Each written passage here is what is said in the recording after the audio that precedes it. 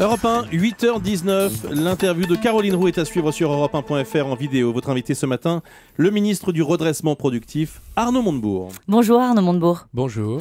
C'est l'information du matin, les chiffres de la croissance viennent de tomber, un PIB en baisse de 0,3% au quatrième trimestre et une croissance nulle en 2012. C'est donc plus grave que prévu.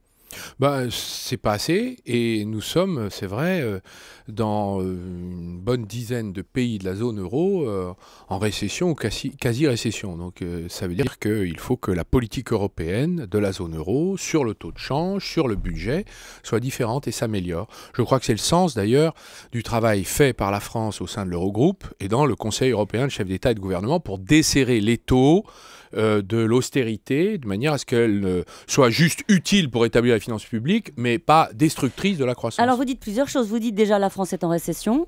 Ça ne va pas s'améliorer en 2013. En tout cas, j'ai dit qu'il y a 10 pays sur 17 de la zone euro qui sont en récession. Donc il faut regarder si nous le sommes, j'allais dire économiquement. Ce que je sais, c'est que nous sommes là, sur le plan économique, dans une situation qui n'est pas bonne. Et vous dites une autre chose, vous dites qu'il faut une autre politique. Il y a une phrase intéressante ce matin signée Pierre Moscovici. Il dit « Il faut une vraie réflexion européenne sur l'équilibre entre rigueur et croissance ». Vous l'attendiez, ce discours ?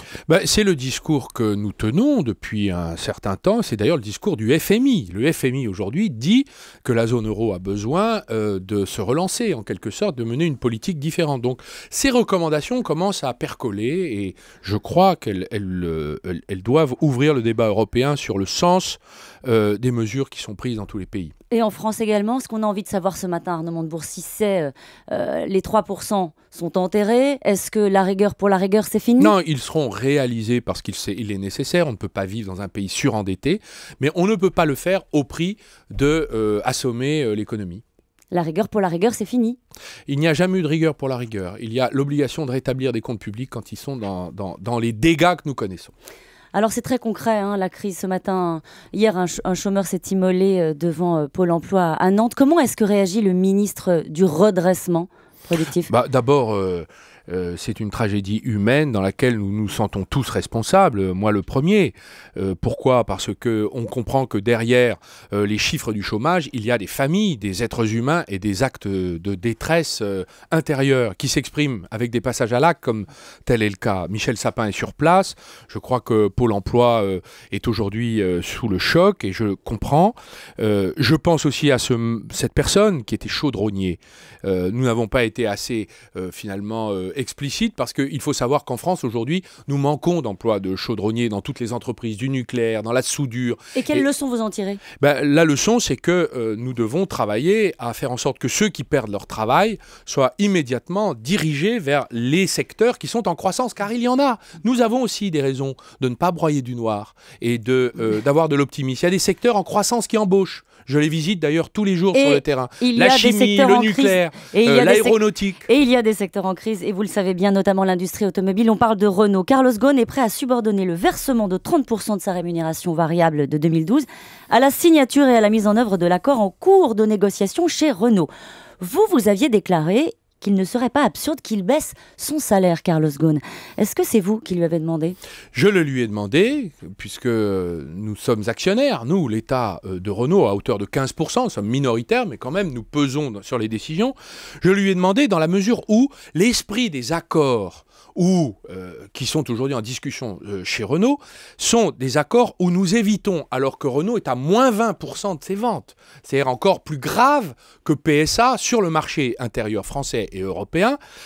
Nous leur demandons pas de fermeture de site, pas de licenciement, pas de plan de départ volontaire, ce qui est un effort considérable. Donc nous avons dit aux partenaires sociaux de chez Renault, trouvez d'autres solutions que cette préférence permanente en France pour le licenciement. Et c'est le cas. Et j'ai dit, il est normal qu'il y ait un effort qui soit commun, comme d'ailleurs dans l'accord sur l'emploi du mois de janvier signé entre les partenaires sociaux, qui a un accord des efforts, il soit partagé entre les dirigeants, les actionnaires. Et ça change quoi ? C'est pas un gadget ? On va rappeler que ça lui coûterait 430 000 € à Carlos Ghosn et qui touche beaucoup plus, à la fois chez Nissan et chez Renault. Dans la mesure où il demande un gel des salaires pour 2013, il ne demande pas de baisse de salaire, mais de gel des salaires en 2013 aux salariés de Renault, c'était bien le minimum qu'ils le fassent. Mais nous n'avons pas demandé que cela à Renault. Nous avons également demandé que Renault réinvestisse en France. Et des propositions ont d'ailleurs été annoncées. 420 millions d'investissements à Douai, 230 millions à Sandouville, 190 millions à Dieppe, 300 millions à Cléon. Renault réinvestit en France et nous demandons encore davantage. Nous souhaitons que Renault relocalise sur le sol industriel français la production d'un grand nombre de ces véhicules. Cela fait partie de la discussion avec les salariés, les ouvriers, Est-ce que c'est de nature, est-ce que le geste de Carlos Ghosn est de nature à finaliser l'accord qui est en cours de négociation? Ça en fait partie. Mais ça va aider, ça va aider? Je le pense, mais ça n'est pas suffisant, puisque l'essentiel, c'est d'abord la politique de localisation industrielle de Renault. Et c'est sur ce terrain-là que nous attendons les évolutions, j'allais dire, structurelles et manifestes de la direction de Carlos Ghosn. Est-ce que vous demandez la même chose à Philippe Varin, le président du directeur de PSA, de faire un geste sur son salaire? Nous ne sommes pas actionnaires de PSA. Néanmoins, nous avons fait une chose, nous avons garanti... 1,2 milliard. Hein. Je termine ce que j'ai à dire, parce que c'est un point important. Nous avons garanti la banque Peugeot, qui est en grave difficulté, comme l'est cette entreprise. Nous sommes entrés dans le conseil d'administration avec un administrateur indépendant, qui est M. Louis Gallois, que chacun respecte et admire. Nous avons demandé la fin de la distribution des dividendes et des actions financières de confort, le rachat d'actions, etc., les stock options. Nous l'avons obtenu. Nous avons demandé le reformatage du plan, qui pour nous est un plan inacceptable et excessif. Nous avons demandé aussi que les salariés entrent avec voix délibérative dans le conseil d'administration. Eh bien, tout cela est en cours et la négociation est en cours sur le reformatage du plan. Donc vous ne demandez pas d'effort particulier à Philippe Varin? Si, je viens de vous le dire. Sur son salaire? La fin des dividendes. Sur son salaire? Mais c'est pour les actionnaires le problème. Bon. Voilà, les actionnaires. Il a présenté hier une stratégie. C'est eux qui dirigent les entreprises. Philippe Varin a présenté hier une stratégie de rebond pour PSA, avec une stratégie de différenciation de marque notamment. Est-ce que vous croyez au redressement de PSA? Bien sûr, nous y croyons, dur comme fer. Nous pensons que l'automobile, on peut descendre très vite dans le trou noir, comme on peut en sortir extrêmement rapidement. Il faut donc prendre des mesures courageuses et difficiles, se remettre toujours en question, avoir des alliances internationales, car aujourd'hui, un constructeur automobile ne peut plus travailler seul, il doit trouver des alliés sur l'ensemble des marchés mondiaux. Ça ne veut d'ailleurs pas dire, ça ne signifie pas forcément des délocalisations. Cela veut dire qu'il faut rapprocher le lieu de consommation du lieu de production. Et on a entendu hier Philippe Varin dire les aides publiques, ça n'est pas le sujet aujourd'hui. On a envie de lui dire et demain, et à vous, on a envie de vous dire et demain. C'est totalement exclu, quelles que soient les circonstances. Mais nous venons de garantir à hauteur de 7 milliards la banque PSA. Donc nous en sommes quand même, nous sommes connaisseurs des aides publiques. La seule différence avec nos prédécesseurs, c'est que nous avons demandé des contreparties extrêmement rigoureuses et drastiques. Ce qui n'était pas le cas quand il y a eu 3 milliards qui ont été donnés aux constructeurs sans aucune contrepartie à l'époque de Nicolas Sarkozy. Une dernière question. Le président de la République est en Inde pour négocier des contrats industriels majeurs, la vente de 126 Rafale, un grand projet de nucléaire civil. Pourquoi vous n'êtes pas à ses côtés?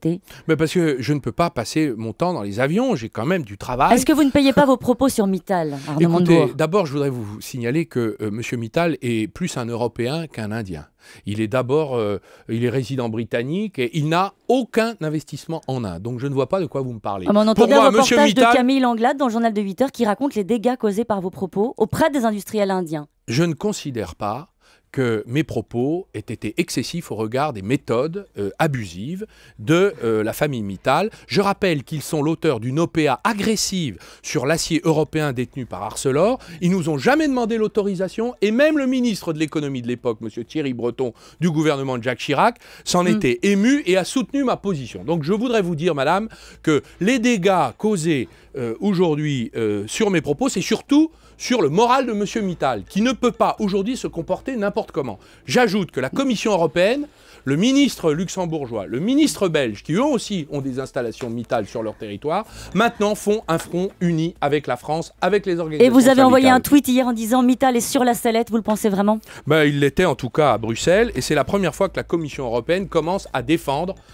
les intérêts industriels des Européens. Je rappelle que Mittal a détruit 35 000 emplois depuis 2006. Si vous pensez que ça peut passer comme ça, je crois qu'on a quand même des choses à dire, nous les États. Je lutte, vous le voyez Madame Roux, je lutte contre le renoncement et le sentiment d'impuissance. Merci Arnaud Montebourg. Merci Arnaud Montebourg, ministre du redressement productif, invité de Caroline Roux ce matin.